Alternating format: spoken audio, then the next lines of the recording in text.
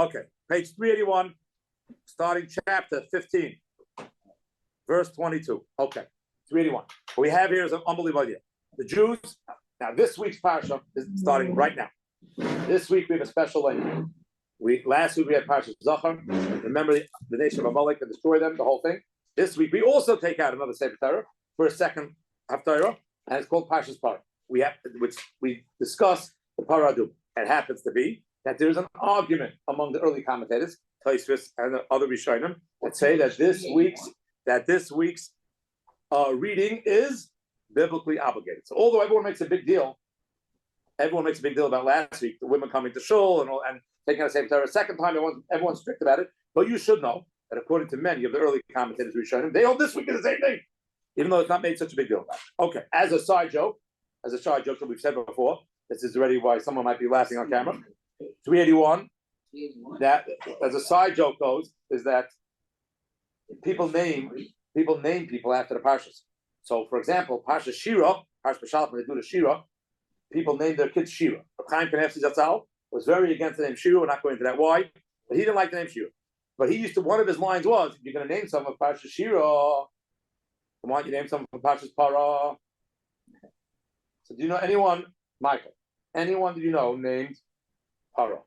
Cow. Not nickname. Only one person. Real name. Only one person. His name Cow. King of Egypt. I saw Abel today. As a name?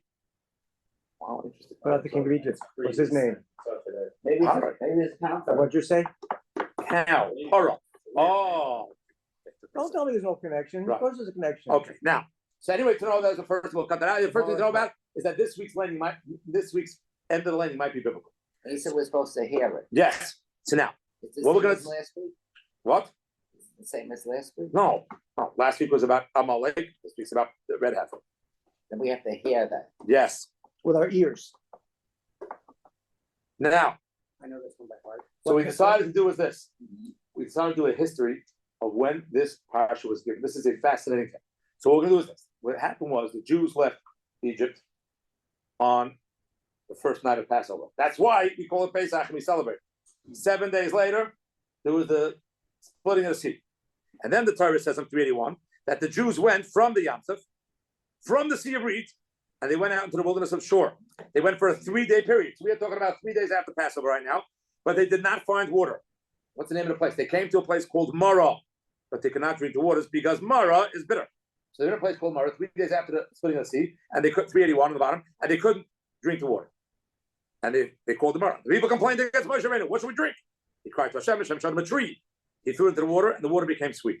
There, he established for the nation a decree and an ordinance. And there he tested. A lot of strange, vague words there. So they're in a place they only had a bit of water. They threw in a tree, no name. Then they obviously were able to drink it. And then they decided over there they would establish a nation of decree and ordinances. We don't even know what the words mean.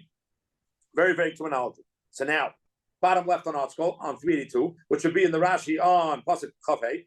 Bottom left right there, 382, says this. A decree and ordinance, seeing how the lack of Torah study had caused a disaster, God gave the people commandments that they could occupy themselves with until they receive the 10 commandments. That will be Shua's time. We're 6 weeks away, a little less than 6 weeks, because they're right after Pesach. These laws, he's quoting Rashi here, included the laws of the red cow Parah Adumah, which was a decree, obviously, because it's not understandable to human intelligence, and the laws of Shabbos and civil laws, which are called ordinances because they are logical. That is Rashi. One of a lot of famous Rashis. Rashi learns right here that if you go pop quiz, trivia pursuit question, when were the laws of Parah Adumah given to the Jews? Literally before Sinai, before everything else, 3 days after the splitting of the sea. When do we read? Where do we read from this parsha given? Page 839. We're not going to right now. Parshas Chukas after Miriam died. After Miriam died, or when Miriam died, around that time, we're going to have the story of the red heifer in length in the Chumash. When was it given? According to Rashi, it was given 3 days after. Now, the problem is this. If you look around through most of the Midrashim, most of the Gemaras, most of everything, you nowhere see anywhere it say that Parah Adumah was given out. Where did Rashi come up with the deal? We'll discuss tonight because it's Parah. that this was given at this point in time. Why? How do you see that? More so, we'll start doing the spanning of the thing. What we're going to try to figure out is that Rashi discovered this on his own. Can't be. And Rashi is saying what we have in front of us, that the Parah Adumah was given. And nowhere, anywhere, when you read regular Talmud, when it gives a list of the mitzvahs given at Marah, it doesn't say Parah Adumah. How does Rashi come up? More than that, they point out that when we do the Ten Commandments, the second set of Ten Commandments, Parashas Chanan, page 969, 970, and there it talks about Kibbut Avim. Come on, Kibbut Avim. Where's the Ten Commandments here? Here it says, "You shall watch the Shabbos like I commanded you." So they say like I commanded means prior to the Ten Commandments, like we just said. Shabbos was given, and then it says same thing. What about Kibbut Avim? Respect your parents in English. Honor your father, your mother, as Hashem your God commanded you. Past tense. What's commanded you? And Rashi here says, Af al Kibbut Avim. Even on respecting parents, they were commanded in Marah. We have a problem now. First of all, Rashi over here in this week's Shalach says, when he reads the list, he says Parah Adumah, Shabbos, and Dinim. And here when Rashi says it, he says, look what I wrote over there, Kibbut Avim. What? But Rashi doesn't say Kibbut Avim over here. So how does Rashi later on say? It says, Af al Kibbut Avim, the Stav of Mar, Shenemar, look at the pasuk over there, Sham Sam, Chayk with this pasuk. Everyone asks right away, Rashi, what's going on here? An obvious question that the commentators on Rashi right away say, there's something wrong here. This is a fake Rashi, it's a real Rashi. So one of the wild answers, Real.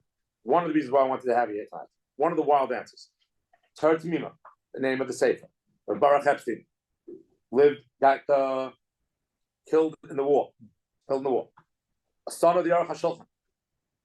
He says like this, one of the great ideas in time, and everyone proves he's wrong in a second, but first with the genius of what he says. He says, when you look at it, many people over the generation, old age, now we did Michael, we had scribes who took a year and a half to write something. There were 5 Gemaras, and when you read about what the greatest burning of the Talmud, it was like 12 wagons. You print it out in an hour, and the plane goes. Or any other places, right? What's the big deal? In the old days, it took forever to do it. And sometimes scribes, for sake of brevity and patience and everything else, would shorten things up. And we had a concept called acronyms that were created. He said that once in a while, scribe's not so clear, and acronym's not so clear, and people make mistakes. He said, so, if you were going to write openly over here that the laws of respecting your parents was given earlier, and earlier you want to write, you don't have to write the whole thing out, you can write an acronym. What would be an acronym for respecting your parents? Kibbut Av, Chof, Kibbut, respect, Av, father. Chof Av, he says, this great rabbi from 100 years ago, says, yeah, you know what you would also do if you did an acronym for the word Parah Adumah? You would do Pei Aleph. Chaf Aleph Pei Aleph. In script, the Pei and the Chaf are pretty close to each other. A little dot in the middle there that the Chaf has. So he says originally what happened was Rashi wrote Kibbut Av. Just like he said later on Kibbut Av. At one point in time, the scribes got efficient. He said, wow, right, that's an extra 6, 7 letters. We're not going to do 6, 7 letters. We're just going to write Chaf Aleph. And then when people started realizing Chaf Aleph, at one point some scribe had a little extra ink, and the top of the Chaf went down a little bit and became a Pei Aleph. And then one genius said, I'm going to open this up. Well, I don't like acronyms. Who wants to read acronyms? I'm going to open it up. He's reading a Pei Aleph. He opens the Parah Adumah. So he says, you never see any Gemara. You never see any measures. Nobody talks about Parah Adumah being done in Marah. So the Targum said, I have a great idea. Of course. It's not true. Rashi never said it. Typo. Mind blowing. The problem is now, people point out that this not just thing. First of all, when you look around, anytime the acronym is used for respecting your parent, it was always keep it out of the aim. Respect your father and your mother. It's never respect your father. Is that also Aim is mother. Aim is up, yes. So it's K-A-A? They would do it maybe with a V in there, but yes. K-A-V-A, Yes, Kava, like in a English, coffee. yes. Yes. As well, the bomb question of all the questions, if I get the right pasuk here, you write it down. Yeah. If you go, right here, Chav Dal Gimel, 24:3, which is a little bit later here in Shemais, go to Chav Dal 3. You know what Rashi says here? Chav Dal 3. Rashi says here, and Moshe gave all the laws to the English. 24:3. Moses came and told the people all the words of Hashem, and all the ordinance, and all the entire people responded with one voice, and they said, all the words that Hashem has spoken, we will do. Nasa v'nishma. I said, what are we talking about? All the ordinances. What are we talking about here? He says, I'll tell you what we're talking about. The 7 mitzvahs that were given to Noach. This is the prior Sinai. Nasa v'nishma was, God said, do you want the Torah? Do you want the Torah? And they said, yeah, Nasa v'nishma. So the Torah was given yet. What do they know yet? What do you mean you gave them all the order? What are you talking about? There was no ordinances yet. So yeah, of course, it's an obvious question. We'll all think of that. Rashi says it means the 7 mitzvahs b'nei noach. Makes sense. That was given prior to the Jews accepting the Torah. But not Amara. But not Amara. Hold on. You're right. Then he adds on, and Shabbos. He said that before. That's at Mara. Kibbut of va'im, That's at Mara. Okay. v'parah adumah, Both. and Dina. So they point out, hey, Rashi, Rabbi a great idea, very cute.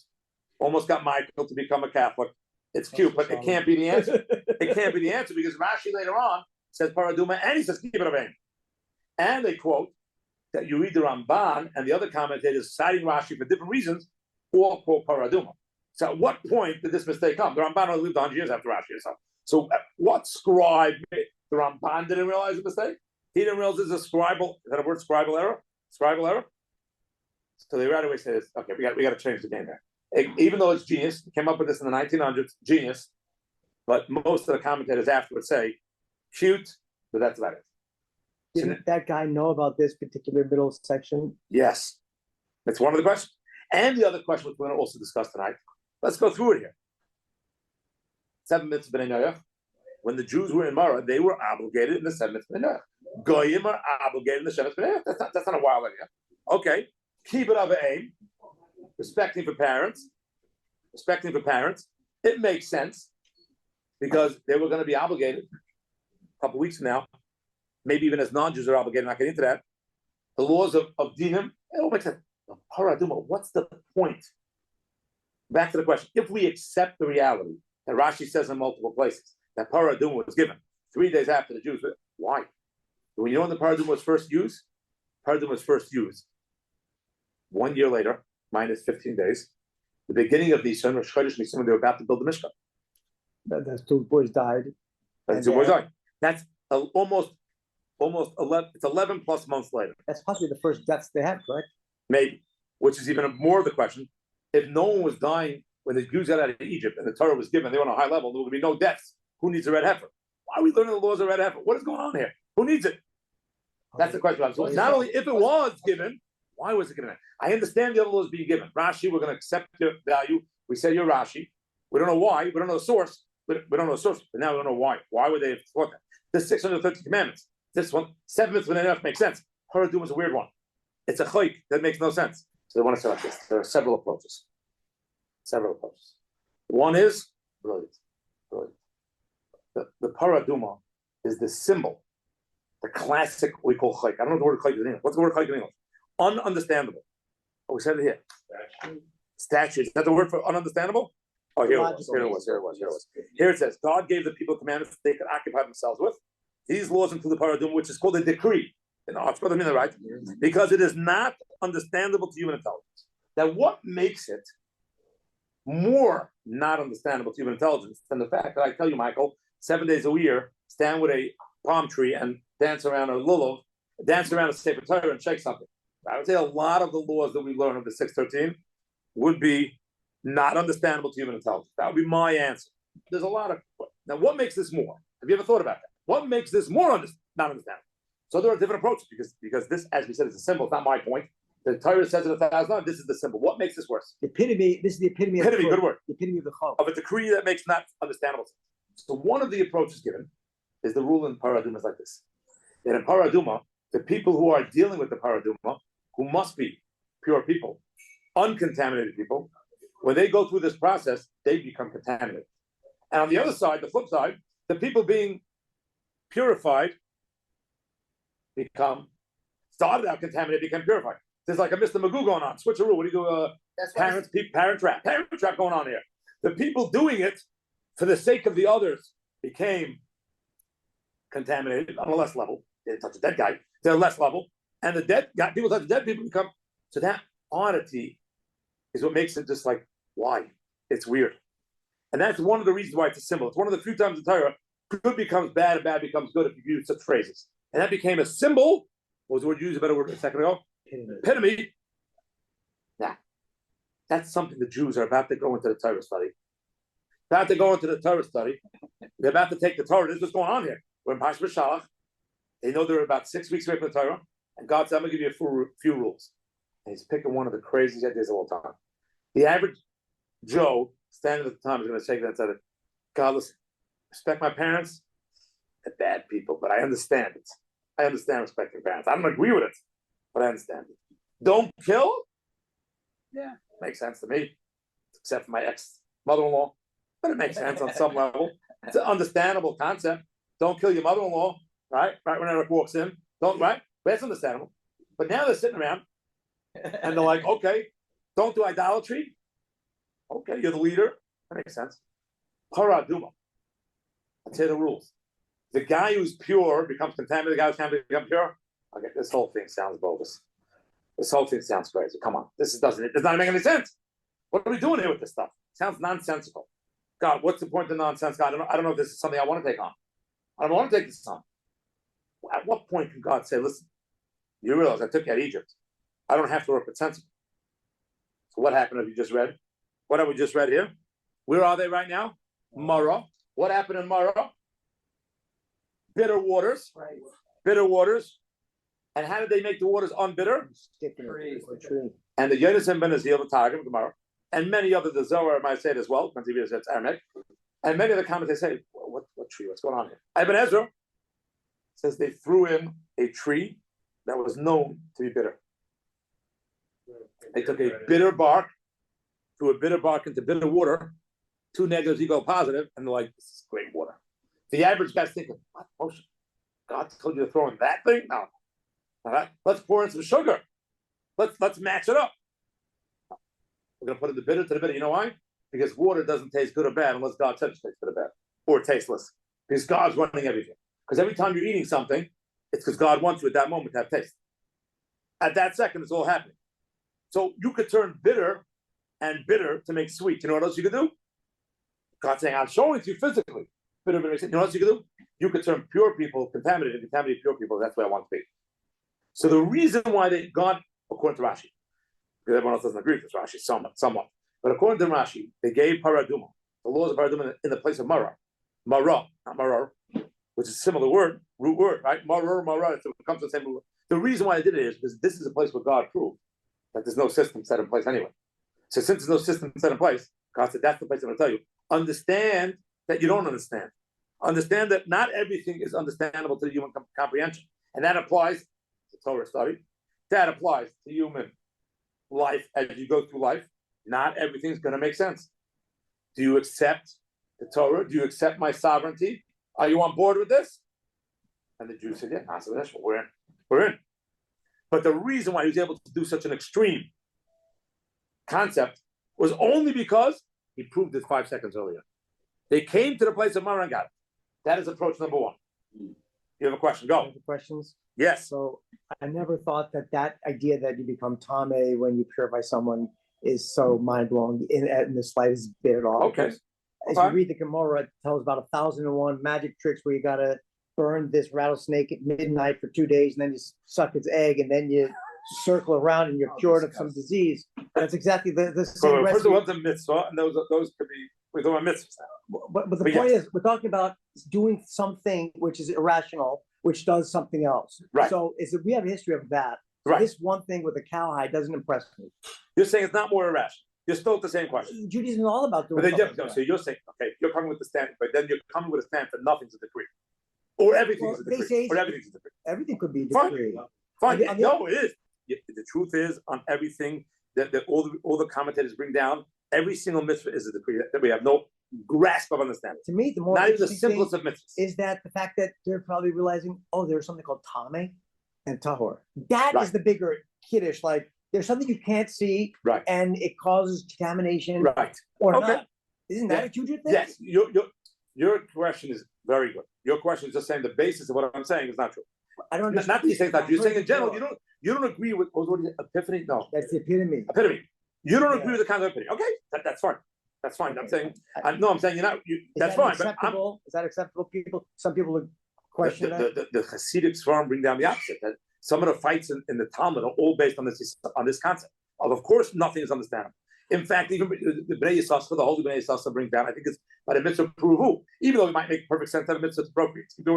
He said, you don't know 100th of it. We don't know 100th. It's a brain cells said, you don't know 100th the reason why you're supposed to procreate. To make the simplest thing in the world, procreate. Yeah, you need a world. No world, no people, no nothing. There's no king without people. And he writes there that what Chizkiah Melech said, I don't want to have kids because I saw that my kids will be bad. Chizkiah Melech said in the Gemara Brachas 10a, and God said, what are you going to do here? Make them get sick, send the prophet in that whole story over there. And he told him, you're not going to this world or the next world. He said, well, you came to visit the sick. But what's with the declaration here? Like, pipe down. She says, God sent me a message. I'm the prophet. God sent me a message. You're not having kids. She said, listen, kids, no good. Kids are going to be no good. That's not your business. And some of the commentators bring down that Gemara. None of your business means you don't know the reason to have kids. You know to have kids means populate the world to have good kids? No, maybe the reason to have the bad kids. Who gives you an right to decide it? Oh, you decide on your own thing? You don't get to go to heaven. That's a very serious punishment because you're deciding what you think is the reason for things. So he was telling him, the prophet was telling him, don't make decisions on your own. Can't do it. That's answer number one. The reason why Parah Adumah was given now is because of this. Answer number two, I think, is equally valuable. There is a Gemara in the laws of contamination. It says these words on page 640. We're on Bamidbar 1914. 1914 it says like this.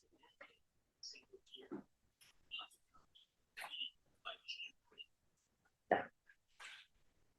1914 says that we start 19:1. Chapter 19, verse 1 and verse 14 in Bamidbar, which is what we're going to learn this week. One starts, Hashem spoke to Moses and Aaron saying, this is the decree of a Torah. This is the decree, again, because Parah Adumah's decree, which Hashem commanded saying. And it starts some of the laws, which on the side article says the red cow. 14, right in the middle. Very strange, very strange. This is the teaching regarding a man who would die in the tent and starts continuing the laws. This is the teaching. What do we say over here? Hashem spoke to Moses and said, this is the decree. They changed the word, by the way, it's the same word in Hebrew, I think. No, this isn't teaching. So we changed it from in Hebrew saying Zois Chukas HaTorah, which will say the decree of the Torah. And here it says this is the Torah. It doesn't say decree, take out the word decree. What's going on here? We learn from this thing. This is the Torah regarding a man who would die in a tent. I'm not going to teach you. Zois HaTorah, this is the Torah. Adam, when a person dies in the tent. The Shlokish in the Gemara says, of course it means the regular law. You know what else that you? You know what Torah is? Zois HaTorah. You know what Torah is? Die for it. Die for Torah. Adam Kiyamas Bayil. You have to give yourself over mentally, physically, emotionally for Torah study. That's a Gemara Reb Shlokish. Question some ask is okay. How many mitzvahs do we have? 613. Torah you kill yourself for? All of Torah. No specific mitzvah. It's a good idea. I like this concept of Shlokish, but why did the Torah specifically say this over here? There are 613 mitzvahs. The Torah could have said anywhere in the Torah, by the way, Torah study, kill yourself for it. Why would it mix it in hiddenly into the words of the Parah Adumah? Why there? So now, according to Rashi, which we have a hard time understanding, that the laws of Parah Adumah were given in Marah 10 days after the Jews left Egypt, almost a year before it became applicable and necessary when they built the Mishkan a year later. Why is it being told so early? We said before, Shabbos, they're going to keep Shabbos right away. 4 Shavuos. They kept Shabbos before Shavuos. We spoke about it a couple years ago about the Kamer. Anyone remembers that? Shabbos was kept before the Torah was given. 7 mitzvahs b'nei Noach, obviously. Kibbutz b'nei, fine. What are we doing Parah Adumah? Why are we learning Parah Adumah a year earlier? So it could be, the Rashi is telling you that when Parah Adumah was given as a commandment, it wasn't given as a commandment to do, it was given as a commandment to study. You're a year away. Everything else you study to do. Learn the laws of Kibbutz to know how to treat your father with respect. Know the laws of Shabbos to keep Shabbos. But there's a secondary factor of studying without practical application. Study because Torah is what we cleave to. Torah is what makes a Jew a Jew. So when you know how to do that, I'm going to give you the laws of Parah Adumah that don't apply for another year. Which Rav Shlokish is going to tell you, by the way, you know where you learn this from? Kill yourself with Torah? From the law of Parah Adumah. And you know what God's telling it to them? It's for Sinai. It's because God's saying, listen, I'm going to hand you a Torah. Do you want in? we're scratching ourselves. Do we want in? What does it say? Don't kill? Not sure. Don't. We have to think about it. You know what God's done? I don't want the practical. Of course, there's practical applications to it. But I want to tell you before, you know what? There's also a value of Torah. The value of Torah is the Torah study itself. The studying of the Torah without practical applications is something you got to kill yourself for, because that's the essence of what we are. Without that, you're nothing. They ask the question, does he argue on every basic Gemara? Eliezer, how many mitzvahs do we give up? And we give our lives up for? 3. Murder, idolatry, adultery. Well, does Shluckers argue on literally 20, 60 volumes of Talmud? Kill yourself in Torah. A guy comes over to you and says, listen, bullet to the head if you don't stop learning. Does everyone say take the bullet to the head? I don't need the bullet, give me the candy. Right? What's going on here? Answer no. There's a very serious question. I saw from the Pshischa, he said like this. Of course, ideally, you got to give up yourself to Torah. But the Torah tells you only 3 give up. The Torah itself tells you when you learn the Torah, by the way, that doesn't count. Which means the Torah is telling you that I'm going to keep you alive also. You should be giving up your whole life for Torah, like Rav Shlocker said. The Torah says, by the way, no, don't worry about it. Only 3, not 4. But you know what's keeping you alive? The fact that the Torah told you to do it and not give up your life. But the whole essence of what we are, going into a Sinai, into a revelation of accepting the Torah, doesn't mean the Torah of practical only. Rashi's telling us that Parah was given when it wasn't practical as a prerequisite. And it fits him beautifully. Because the Medrash says, when Moshe Rabbeinu came upstairs to Shemayim and told God, I want to take the Torah, he saw God learning. He said, God, you're dying to know, what is God learning? Peek over the shoulder. What is God learning up there? And one Medrash, Tanchuma, says, based on what I'm saying, the laws of Parah.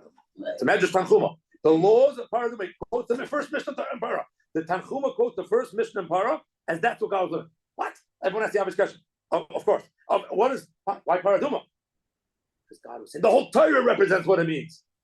Learning, we're going to combine 2 answers now. You missed the first. But learning for the sake of learning, and learning even when everything around you doesn't make sense. The paraduma is something telling you, bitter waters, bitter oak,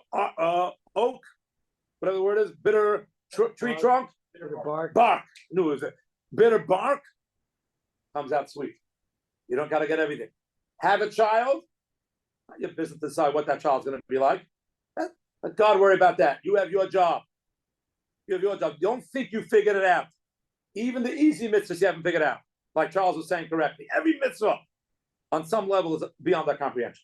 So the point being now, we're going to answer for Rashi, not saying there's a typo, saying that Rashi really said paraduma. Why is it saying paraduma?